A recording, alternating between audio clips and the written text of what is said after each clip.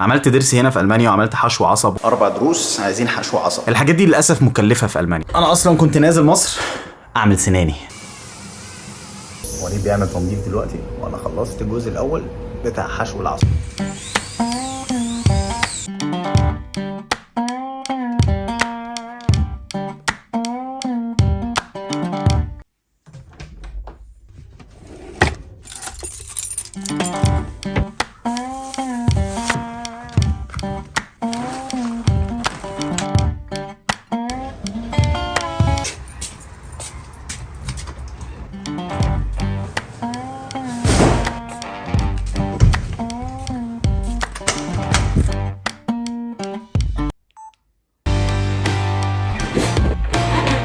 بقالي كتير قوي ما مسكتش الكاميرا. خلينا الاول نقول كده ان المشاهد اللي شفتوها دي كلها لحد زرار الكاميرا، المشاهد دي كلها متصوره على الايفون بالموبايل يعني، ونشوف يعني شكلها بينها وبين الكاميرا. فانا لسه هشوف في الاديت. زمن زمن زمن زمن زمن زمن بقالي كتير قوي ما صورتش، تقريبا شهر ما نزلتش حاجه ولا صورت. ايوه هاتي اديني بخور مصري 10 على 10. السبب ان انا ما صورتش اي حاجه الفتره اللي فاتت. كنت شفت فيديو صغير كده، فيديوهات الموتيفيشن يعني، بيقول لك ما تشتغلش او تفكر في الشغل في الوقت اللي انت بتعمل فيه اجازه او هوليداي او انت مع عيلتك. ما تفكرش في الشغل، وفي نفس الوقت ما تفكرش في العيله والاجازه والراحه والكلام ده وانت في الشغل. فعلشان كده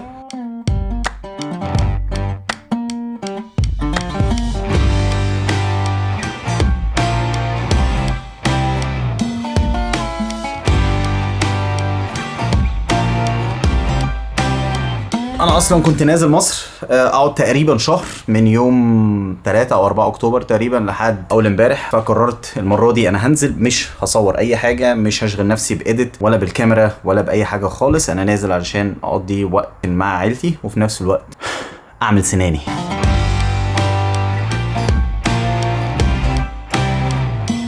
لو انتم متابعيني وعارفين الفيديوهات اللي انا عملت فيها دروسي واسناني، عملت ضرس هنا في المانيا وعملت حشو عصب، وفي اسنان تانية برضو يعني دروس تانية عايزه حشو عصب. النهارده انا هعمل حاجه كلنا بجد فعلا كلنا بنخاف منها.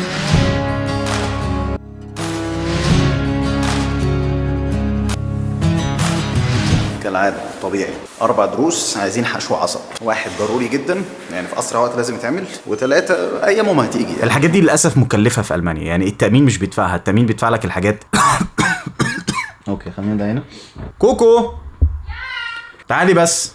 عارفين انتوا البخور اللي هو ايه تخين ده جامد قوي. حماده بلا حماده امسكي يا اختي. فللاسف التامين هنا بيدفع بس لو انت اسنانك ضروريه يعني، ضرسك خلاص بقى هيتخلع وفي ورم رهيب ولازم يتعمل له حشو عصب، بيعملوا الكلام ده. انما بقى حاجات التجميل، الزراعه، حشو العصب اللي هو مش ضروري تدفعه من جيبك. فالضرس كلفني 500 يورو. فعلشان كده انا نزلت مصر اعمل دروسي.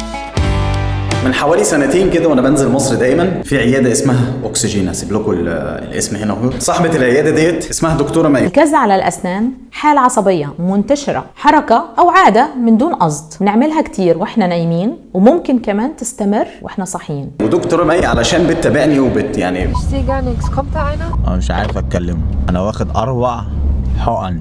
4 هنا كوكو 4 لمدة 3 ساعات مش عارف اتكلم. فمن 2 سنين وهي بتعرض عليا كل مره لما بنزل مصر ان انا اقدر اروح العياده يعني، وتعمل لي تنظيف للاسنان وتبييض من عندها يعني، هديه مجرد بس عشان هي يعني بتحبنا ومعجبه بالمحتوى بتاعنا، مش علشان اعمل اعلان ولا علشان اعمل فيديو ولا حاجه خالص. العربيه طبعا متوسخه خالص، ولكن السنه دي قررت ان انا اروح واعمل بالمره برضو حشو الاعصاب. ولو التنظيف وحشو العصب والشغل بتاعهم عجبني جدا، انا قررت من جوايا ان يعني الفيديو دوت هيبقى مني انا بدون اي مقابل بدون اي حاجه، وبعيدا عن الهديه بتاعه تنظيف وتبييض السنان.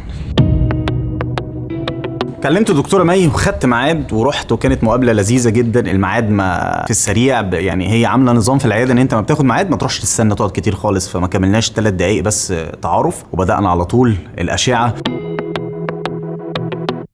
نشوف انهي دروس اللي عايزه حشو عصب. وجي دكتور كريم شغال معاها في العياده، عملنا حشو العصب وعملت بالمره تبييض.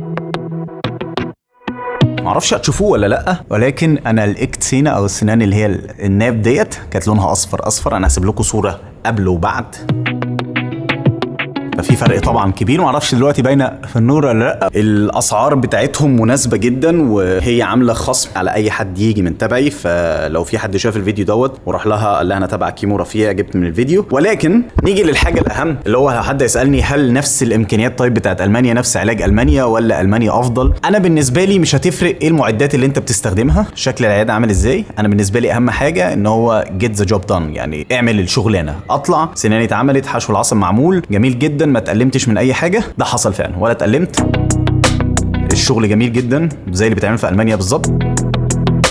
المعدات بتاعتها حديثه جدا، العياده نظيفه جدا. دول ما اطول عليكم كتير قوي علشان البيبي وحشتني. انصح اي حد عايز يعمل سنانه بكل ثقه عمياء يروح عند عياده، طب ليه كده، اوكسجين. العياده ديت في مركز طبي اسمه CMC تقريبا في التجمع الخامس. انا بقول رايي بكل صراحه. احب اشكر دكتوره مي جدا جدا جدا على الشغل الجميل. فانا هسيب لكم الاكونت بتاع العياده. خلينا نطلع بره عشان في نور. اكونت الانستجرام بتاع العياده هسيبه يظهر هنا اهو كده. تاكيدا على كلامي، كوكو جت معايا وهي كمان عملت تنظيف وتبييض، والحمد لله احنا الاثنين مبسوطين. كل اللي متبقي عندي ضرسين بس محتاجين لسه برضو حشو عصب، هعملهم ان شاء الله في النزله الجايه باذن الله.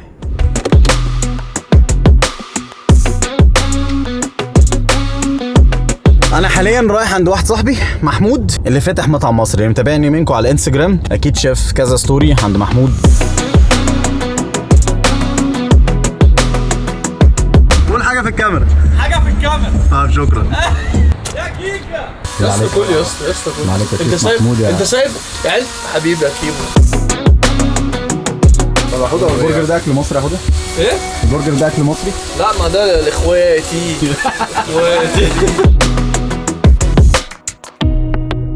النهارده محمود عامل لنا كبده ايه نجربها. كبده ايه، عامل برجر نجربه بس هو مش موجود في المنيو بتاعه يعني. وعامله كده ايه، شوف رد الفعل الناس ايه النظام بتاع.